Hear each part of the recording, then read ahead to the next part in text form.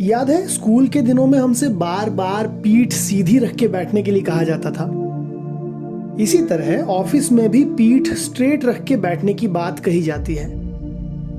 योग हो या फिर ध्यान, पूजा हो या फिर खाना पीना, हमेशा रीढ़ की हड्डी सीधी रखकर बैठने की बात पर जोर दिया जाता है। लेकिन सवाल ये उठता है कि आखिर ऐसा क्यों है कि सीधी रीढ़ के साथ बैठने की बात पर इतना ज्यादा जोर दिया जाता है।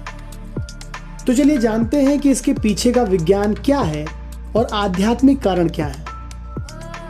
इंसान इकलौता ऐसा जीव है जो सीधी रीढ़ के साथ चलता है।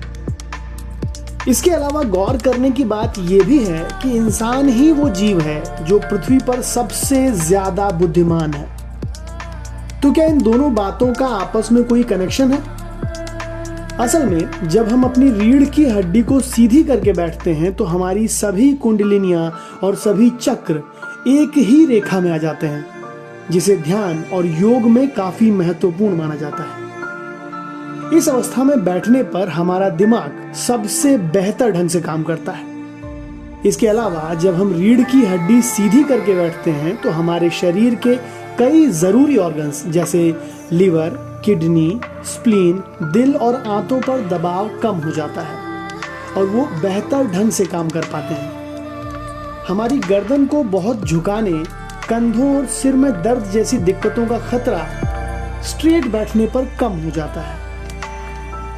यही वजह है कि योग हो या ध्यान, भोजन हो या फिर कोई और काम, हम इंसानों में रीढ़ की हड्डी सीधी रख के बैठने की बात पर बहुत ज्यादा महत्व दिया गया है। वीडियो अच्छा लगा हो तो इसे लाइक और शेयर कीजिए। चैनल पर नए हैं तो इसे सब्सक्राइब कर लीजिए।